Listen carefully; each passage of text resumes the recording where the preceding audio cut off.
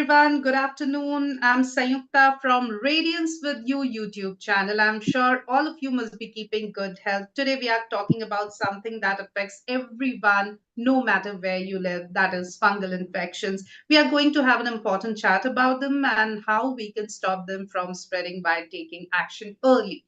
Fungal infections like athlete's foot or nail fungus might not be the first thing we normally notices or think about when it comes to health, but they are as important and can cause serious problems if we ignore them. They can make us really sick if we don't deal with them properly. So let's connect today with our skin expert, Dr. Atul Giri, live from Mumbai, to talk about prevention methods to combat fungal infections. Dr. Atul Giri is a consultant dermatologist, venereology and leprology and DNB, currently based in Mumbai. Dr. Giri has more than 9 years of experience besides being affiliated with many hospitals. Dr. Giri has been professionally active in other important ways as well. Dr. Atul Giri is an alum of St. G.S. Medical College, Mumbai, where Dr. Giri has earned MD. With over a decade of experience in relentlessly offering relief to his patients suffering from skin diseases, Dr. Giri is truly a patient focused dermatologist. It's a pleasure to have you with us, Dr. Atul Giri. Welcome. Thank, thank you very Doctor, much. as we are going to talk about fungal infection today, और जिस तरह का मौसम इस वक्त है, गर्मी है, ह्यूमिडिटी है, पसीना बहुत है, और ऐसे में फंगल इन्फेक्शन के जो केसेस हैं वो बढ़ने लगते हैं, तो प्रिवेंशन स्ट्रैटेजी क्या हो सकती है? किस तरह से हम बचाव कर सकते हैं अपना फंगल इन्फेक्शन से? प्रिवेंशन में best way is cleanliness, hygiene रखना चाहिए। ट्वाइस अ डे बाथ लेना चाहिए, वो भी नॉर्मल वाटर से। अभी तो हॉट समर सीजन में कोई भी हॉट वाटर प्रिफर ना करे, नॉर्मल वाटर से करे, ताकि आपका बॉडी हीट रिलीज हो और आपका स्वेटिंग लेवल कम हो जाए। आपका स्वेटिंग कम होगा तो आपका स्किन मैसरेट नहीं होगा, डैमेज नहीं होगा, तो फंगस उसमें एंट्री नहीं कर पाएगा। तो एक बेसिक रीजन है कि एक स्वेटिंग की वजह से स्किन फोल्ड्स, जो हमारे जो भी स्किन फोल्ड्स है उनमें स्किन थोड़ी सी डैमेज हो जाती है, और उसकी वजह से फंगस उसमें एंट्री करता है, एंड देन उसके बाद कॉलोनी करके इन्फेक्शन स्टार्ट होता है। तो बेसिक सी चीज की वजह से हमारा इन्फेक्शन बढ़ सकता है। अलॉन्ग विद दैट, कपड़े भी गर्म पानी में धोए जाए, अच्छे से धो के उनको धूप में सुखाए जाए, और जो अंडरगारमेंट्स है उसको स्पेशली ज्यादा ध्यान दिया जाए। वहां से ज्यादा करके फंगस की स्पोर स्प्रेड होते हैं। तो दूसरों के साथ अपने कपड़े वॉश नहीं किए, अलग अलग कपड़े वॉश करने चाहिए। या घर में कोई फंगस इन्फेक्शन का कोई पेशेंट है, उन्होंने खुद का केयर देते हुए दूसरों को इन्फेक्शन ना हो इसका भी केयर लेना चाहिए। तो ये एक प्रिवेंशन स्ट्रेटेजी में सबसे सिंपल सिंपल चीजें है। अपने नाखून काटे जाए रेगुलरली। हम्म। और ये बस एक सीजन वाइज ज्यादा से ज्यादा होने वाला प्रॉब्लम है, बट आजकल हम देख रहे हैं कि पूरे साल भर रहता है। तो ये साल भर ही हमको, जिन लोग को हुआ है उनको भी प्रिकॉशन लेना है, जिनको नहीं उनको भी लेना है प्रिकॉशन। बिल्कुल, तो जिनको हो चुका है, बार-बार हो रहा है, उनको भी प्रिकॉशन लेना है, जिनको नहीं हुआ है, उनको भी लेना है ताकि ना हो। डॉक्टर, ये भी आपसे जानना चाहेंगे कि वो कौन लोग हैं जो ज़्यादा प्रोन है, जो रिस्क पर हैं फंगल इन्फेक्शन के? रिस्क फैक्टर्स क्या हैं? रिस्क फैक्टर्स तो जिनको डायबिटीज है, जिनको इम्यूनिटी डाउन है, कोई उनको कैंसर पेशेंट्स है, जिनको कोई मेडिसिन चल रहे जिससे इम्यूनिटी थोड़ा डाउन हो रहा है, स्टीरॉइड्स चल रहे हैं, वो हुँ, रिस्क फैक्टर के पेशेंट्स है। बट एनीवे, जो भी लोग हैं जिनको ज्यादा स्वेटिंग होता है, जिनका आउटडोर वर्क ज्यादा है, इवन कोई कोई लोग जिनका ऑफिस वर्क भी ज्यादा है, सिटिंग है, कंटिन्यूस सिटिंग है, तो जो जो एरियाज जहाँ पे स्वेटिंग ज्यादा होने के चांसेस है और ऐसा आपका वर्क है, तो उनको प्रीडिस्पोज हो जाते हैं कि इनको फंगस इन्फेक्शन जल्दी पकड़ सकता है। तो वो हिसाब से उनको थोड़ा सा केयर लेना चाहिए। इसीलिए उनको क्लीनलीनेस अगर प्रिवेंशन में करेंगे तो आगे का उनको इश्यू नहीं होगा। जी। डॉक्टर, फंगल इन्फेक्शन की पहचान हम कैसे करें? एक लेमन कैसे करे? क्योंकि आमतौर पर जब किसी भी तरह का इन्फेक्शन स्किन पे होता है, एलर्जी होती है, तो रैशेज़ होते हैं, बहुत ज़्यादा इचिंग होती है। फंगल इन्फेक्शन की पहचान कैसे करें? फंगल इन्फेक्शन में भी इचिंग, बहुत ज्यादा इचिंग होता है, इंटेंस इचिंग होता है। और उसमें एक रिंग लाइक स्ट्रक्चर फॉर्म होता है, जिसमें रिंग के बॉर्डर में रेडनेस हो सकती है, स्किन की स्केलिंग हो सकती है, मतलब स्किन निकलता है, लेकिन हुँ। सेंटर में वो क्लियर रहता है। तो ये रहता है कि फंगस के जो इन्फेक्शन है वो स्किन को खाते खाते आगे चले जाते हैं और वो आगे बढ़ते रहता है। बट कुछ कुछ जगह पे आपको रिंग नहीं मिलेगा देखने को, जैसे स्किन फोल्ड्स में आपको रिंग नहीं मिल सकता है, खाली एक पैच मिल सकता है, या फिर उसका बॉर्डर का कभी बॉर्डर विजिबल नहीं हो सकता है, फेस पे खाली आपको एक छोटा सा कर्व दिख जाएगा, पूरा रिंग नहीं डेवलप होगा। तो उस हिसाब से आपको डाउट लेना चाहिए कि बहुत सारा इचिंग कंटिन्यूस हो रहा है, तो कुछ मिक्स वाले क्रीम ना लगाए कि डायरेक्ट मेडिकल में गए और कुछ भी मेडिकल वाले ने दे दिया और वो हमने लगा लिया टेम्पररी रिलीफ के लिए। वैसा ना करें, क्योंकि फिर जब आप डॉक्टर के पास जाएंगे और वहां पे वो इन्फेक्शन अगर मॉडिफाई हो गया, दूसरा ही कुछ दिखने लगेगा, तो आपके हम्म, ट्रीटमेंट में दिक्कत हो सकती है। तो ऐसे केसेस हमारे पास बहुत आते हैं, जो मॉडिफाई करके आते हैं, कुछ भी लगा लेते हैं लोग। अभी हमको हम्म। डाउट लेना पड़ता है कि ये रिंग तो दिखने रहा है लेकिन ये फंगस ही है। तो उस चक्कर में 7-8 दिन चले जाते हैं उसको नॉर्मल फंगस करते हुए। तो ये भी बहुत ज़रूरी है कि हम ओवर द काउंटर एप्लीकेशन की जो क्रीम्स आती हैं उन्हें ना लगाएं, दाँत खुजली इनके लिए जो क्रीम्स मार्केट में है उन्हें ना लगाएं और सीधे सबसे पहले डॉक्टर के पास जाएं। डॉक्टर ये भी जानना चाहेंगे क्योंकि ओवर द काउंटर क्योंकि बहुत ईज़िली एक्सेसिबल है, बहुत सारे लोग हैं जो जाते हैं, एंटी फंगल पिल्स भी लेने लगते हैं कई बार। तो एक तो आपने बताया कि टॉपिकल एप्लीकेशन कितना खतरनाक हो सकता है अगर वो डॉक्टर की एडवाइस के बिना हम कर रहे हैं। दूसरा एंटी फंगल पिल्स खुद से लेना और लगातार लेते रहना, ये किस तरह से चीज़ों को बिगाड़ सकता है? एंटी फंगल पिल्स का साइड इफेक्ट होता है लीवर पे, लीवर डैमेज हो सकता है। आप विदाउट प्रिस्क्रिप्शन नहीं लेना चाहिए, मेडिकल शॉप में दे सकते हैं आपको, वो लोग डायरेक्ट दे देंगे, उनको हुँ, सेल करने की वजह से वो आपको जो भी मांगेंगे आपको दे देंगे। लेकिन आपने कुछ ओवरडोज ले लिया और आपके लीवर को डैमेज हो गया तो इसकी जिम्मेदारी आपकी हो जाती है। और एंटी फिंगल पिल्स कुछ विदाउट साइड इफेक्ट तो आती नहीं है कोई भी, लॉन्ग हुँ, टर्म लेने में उनके साइड इफेक्ट देखे गए हैं। तो जो डॉक्टर्स भी रहेंगे वो भी आपको एक कुछ फिक्स कोर्स ही दे पाएंगे, हमेशा के लिए तो दे नहीं सकते हैं। तो उस वजह से आप over the counter steroid creams या एंटी फंगल पिल्स या कोई स्टीरॉयड टेबलेट्स ना ले। आपको ज्यादा ही इशू है तो आप नॉर्मल एंटी फंगल खाली पाउडर लगाए, अगर डॉक्टर एक्सेस इमीडिएट नहीं है, डॉक्टर हुँ, के पास इमीडिएट जाना पॉसिबल नहीं है या आपका आउट स्टेशन है, तो एंटी फंगल पाउडर का इस्तेमाल आप कर सकते हैं, जैसे कैंडिड पाउडर है, मैं नाम नहीं देना चाहूंगा, नहीं कोई हुँ। नॉर्मल कॉमन जो एंटी फंगल पाउडर से वो आप रेगुलरली एंड स्किन फोल्ड्स में यूज कर सकते हैं, जिससे आपका फंगस इन्फेक्शन कंट्रोल रहेगा, आपको अननेसेसरी इचिंग नहीं होगा और ज्यादा इमरजेंसी सिचुएशन नहीं होगा। जी। डॉक्टर ये भी आपसे जानना चाहेंगे जब एक पेशेंट आपके पास आते हैं तो क्या किसी तरह के टेस्ट आप एडवाइस करते हैं डायग्नोसिस के लिए या सिर्फ़ फिज़िकल इन्वेस्टिगेशन से ही आपको पता चल जाता है कि ये फंगल इन्फेक्शन है?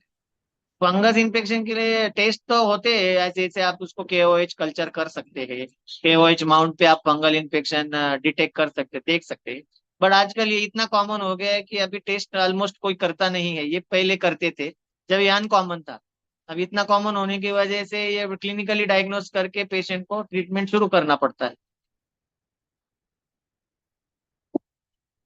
अगर कोई डायबिटिक हमको सस्पेक्ट होता है कि कोई पेशेंट डायबिटिक हो सकता है या उसका कोई दूसरा इश्यू हो सकता है इम्यूनिटी का, उस टाइम हम उनको टेस्टिंग करते।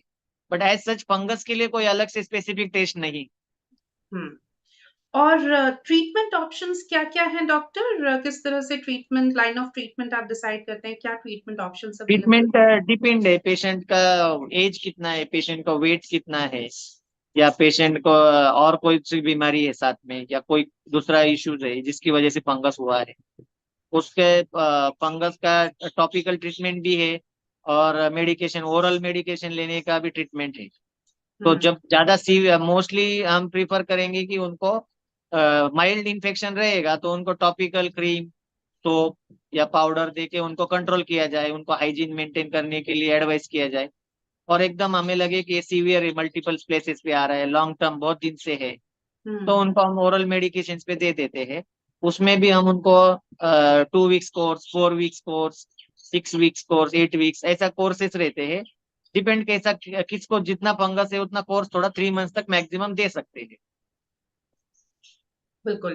डॉक्टर इनिशियली आपने बताया था कि जो डायबिटिक हैं वो या जिनकी इम्यूनिटी कमज़ोर है उनको उनके चांसेस बढ़ जाते हैं, वो रिस्क पे होते हैं फंगल इन्फेक्शन के। तो ऐसे में क्या किया जाए कि जो डायबिटिक है या मान लीजिए लंबी बीमारी से जूझ रहे हैं, इम्यूनिटी बहुत अच्छी नहीं है, वो अपना बचाव कैसे करें कि हो ही ना? उनको तो फर्स्ट लाइन तो उनका डायबिटीज कंट्रोल अच्छे से रखना चाहिए, क्योंकि फंगस इन्फेक्शन तो एक अलग बात है, डायबिटीज से बहुत सारे स्किन इश्यूज दूसरे भी होते हैं। हम्म। और उसके साथ साथ उनको क्लीनलीनेस, हाथ पाँव का क्लीनलीनेस, बॉडी का क्लीनलीनेस अच्छे से मेंटेन करना होगा। क्योंकि डायबिटिक पेशेंट को स्वेटिंग भी बहुत ज्यादा होता है, क्योंकि उसके स्वेट में भी शुगर आ जाता है। और अगर आप शुगर स्वेट में भी आ जाएगा तो वहाँ कोई भी कीटाणु वहाँ पे आ सकता है, स्वेट के शुगर की अट्रैक्शन की वजह से। तो फंगल इन्फेक्शन उनमें कॉमन है। तो वे क्लीनलीनेस उनको भी जनरली जो भी यूनिवर्सल प्रिकॉशन है वो लेने हैं, अलॉन्ग विथ उनके डायबिटीज कंट्रोल उनको अच्छे से करना है। और अगर उनको डाउट है कि फंगस इन्फेक्शन जैसा कुछ हो रहा है तो उनको तुरंत ट्रीटमेंट ले लेना है, डॉक्टर से विजिट करना है। उनको डिले करना नहीं है, क्योंकि डायबिटीज का फंगस बहुत ज्यादा रेजिस्टेंट हो जाता है। ओके। हमारी एक व्यूअर है चंद्रमणि, वो जानना चाह रही हैं कि क्या फंगल इन्फेक्शन ट्रीटमेंट के बाद भी वापस आ सकता है? रिकरेंस के चांसेस कितने होते हैं? जी हाँ, वापस आ सकता है, क्योंकि ये इन्फेक्शन वेदर रिलेटेड है, हमारी बॉडी के हाइजीन क्लीनलीनेस से रिलेटेड है। अगर ये हम हमारा ध्यान रखना छोड़ देंगे तो रिकरेंस हो सकता है। यही जो रीजन है, रिस्क फैक्टर से, अगर हमारा इम्यूनिटी डाउन है तो हमको वापस री इन्फेक्शन भी हो सकता है। और जो ऑलरेडी वो ठीक ठाक इन्फेक्शन नहीं हुआ होगा, हमने आधा हाफ ट्रीटमेंट किया होगा या टेम्पररी ट्रीटमेंट किया होगा, तो वो रेजिस्टेंट हो चुका रहता है। तो उस वजह से मेडिसिन बंद करते ही वो रिकरेंस हो सकता है। ओके। ऐसे केस में इनको प्रॉपर ट्रीटमेंट करना चाहिए, जो भी 3 मंथ 4 मंथ जो भी डॉक्टर ने प्रिस्क्राइब किया है। उसके हम्म। बाद हाइजीन मेंटेन करके टॉपिकल एप्लीकेशन क्रीम का बंद नहीं करना है। जो ओके। भी वेदर पूरा चेंज होने तक बंद नहीं करना है। और ओरल मेडिकेशन जितना प्रिस्क्राइब किया उतना पूरा करना है।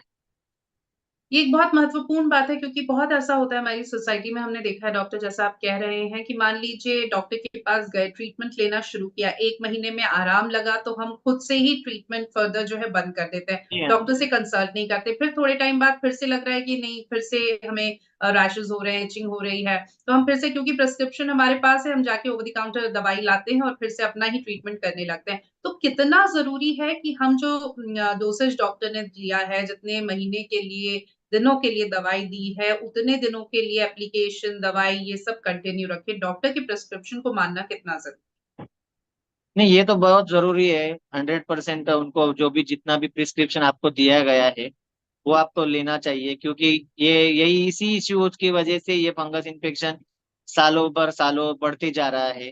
फिर आपके आपकी वजह से आपकी फैमिली में फैल सकता है। और हुँ, इनकी वजह से फिर आपको सबको बर्डन होगा, सबको ट्रीटमेंट लेने का, आपको इकोनॉमिकल बर्डन भी होगा। और एक बिल्कुल। पर्सनल लेवल पर भी स्ट्रेसफुल रहेगा कि वो बहुत लॉन्ग टर्म चल रहा है ये।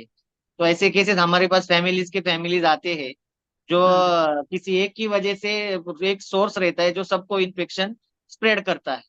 तो इसकी वजह से पूरे फैमिली को ट्रीटमेंट लेना पड़ता है। तो ये यही गलती होती है, एक गलती की वजह से सबको भुगतना पड़ता है। बिल्कुल। डॉक्टर, जैसा कि आपने कहा, फंगल इन्फेक्शन एक ऐसा इन्फेक्शन है जो एक से दूसरे को हो सकता है। मान लीजिए एक परिवार में एक को फंगल इन्फेक्शन हुआ है और वो ट्रीटमेंट ले रहे हैं। ऐसे में परिवार जो है क्या सावधानी बरते कि जब तक उस सदस्य का फंगल इन्फेक्शन पूरी तरीके से ठीक ना हो जाए, तब तक वो दूसरों में स्प्रेड ना हो? जैसे कि सबको हाइजीन मेंटेन तो करना ही है। और जिनको फंगस इन्फेक्शन हुआ है उनके कपड़े अलग से हॉट वाटर या गर्म पानी में धो के धूप में सुखाने हैं। चाहिए तो आप उसको थोड़ा इस्त्री भी कर सकते हैं, क्योंकि रेगुलर जो फंगस इन्फेक्शन के स्पोर्स रहते हैं वो कपड़े में रिलीज होते हैं। फंगस खाली स्किन में नहीं होता है, वो कपड़ों में भी अपने अंडे या स्पोर्स छोड़ देता है, ताकि वो स्प्रेड हो जाए, दूसरी जगह भी नया इन्फेक्शन शुरू हो जाए। उसको हुँ, तो उसका बढ़ाना है, जैसे समझिए कि फंगस बढ़ना है, तो हमको उसको एक कट डाउन करना होगा कहीं, तो उसको हॉट वाटर में और या फिर उसको आयरन करके वो कपड़ों को फंगस हुँ, स्पोर से हटाना है। अलॉन्ग विद दैट, वो लोग जिनको प्रोन है, घर में कोई फैमिली मेंबर जैसे कोई डायबिटीज है या है, उन लोगों को प्रोटेक्टिव एंटी फंगल सोप और एंटी फंगल पाउडर वो यूज करना शुरू कर सकते हैं पहले से ही, एज ए प्रोफेलेक्सिस, कि भाई हमको ना हो आगे। हुआ नहीं है लेकिन आगे होने का कोई चांसेस भी है कि हो सकता है। तो anti fungal soap, anti fungal powder और पर्सनल हाइजीन वो लोग मेंटेन कर सकते हैं। कई बार पैरों में, जो हमारे टोज़ हैं, उसके बीच में फंगल इन्फेक्शन बहुत देखने को मिलता है। टाइट शूज़ पहन के जो लोग घंटों ऑफ़िस में काम करते हैं, या स्पोर्ट्स पर्सन है, काफ़ी पसीना भी अंदर एक्यूमुलेट हो जाता है। मोज़े कई बार साफ़ नहीं होते। तो पैर में, फुट में खास तौर पर जो फंगल इन्फेक्शन होता है, ईस्ट इन्फेक्शन होता है, उससे हम कैसे बच सकते हैं? क्या करें अगर हुआ है? उसका तो आपको प्रॉपर ट्रीटमेंट लेना होगा। ये मोस्टली डायबिटिक पेशेंट को होता है, बट ऐसा एथलीट्स को भी होता है, इवन किसी को भी हो सकता है ये इंटरट्रेजिनल, जो उसे कैंडिडियल इन्फेक्शन बोलते हैं हुँ, उसे, या फिर हम उस हमारे लैंग्वेज में कभी सॉफ्ट कॉर्न भी बोलते हैं। वो थोड़ा रेजिस्टेंट टाइप का इन्फेक्शन है। वो हुँ, नॉर्मल स्किन फंगल जैसा इतना इजीली ट्रीट नहीं हो पाता है। तो उसका थोड़ा लॉन्ग टर्म ट्रीटमेंट चलता है। उसमें कुछ हम लोग जेंशियन वॉयलेट जैसी दवाइयाँ यूज करते हैं, व्हीटफील्ड ऑइंटमेंट जैसी दवाइयाँ यूज करते हैं, ताकि वो ऊपर के लेयर्स चले जाए।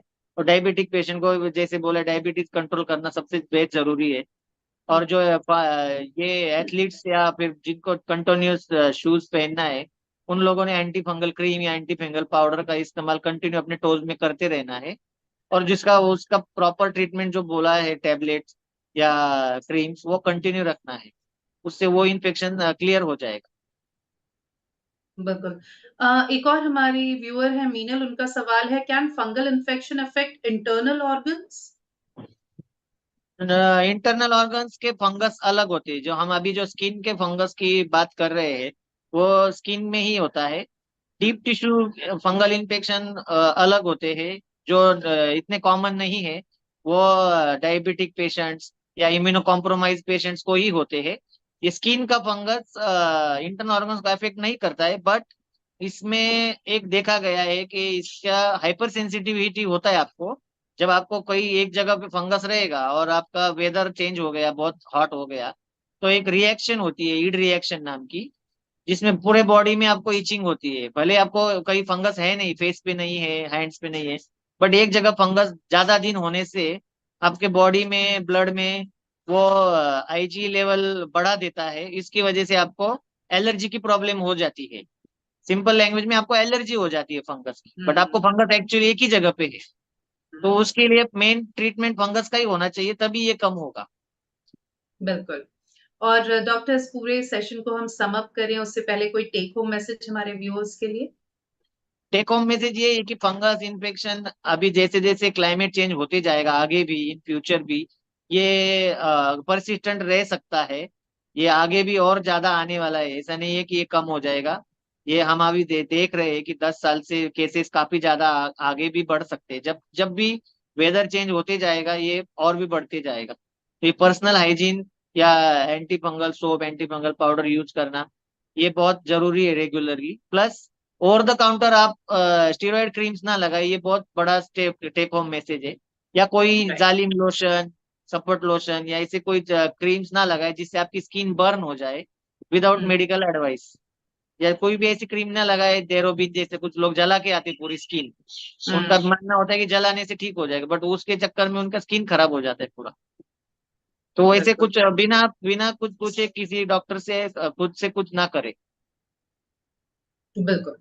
बहुत अच्छी बातचीत आपसे हुई डॉक्टर अतुल गिरी, और बहुत अच्छी जानकारी फंगल इन्फेक्शन को लेकर आपने दी। बहुत-बहुत शुक्रिया आपका हमारे साथ जुड़ने के लिए। Thank you very much, thank you.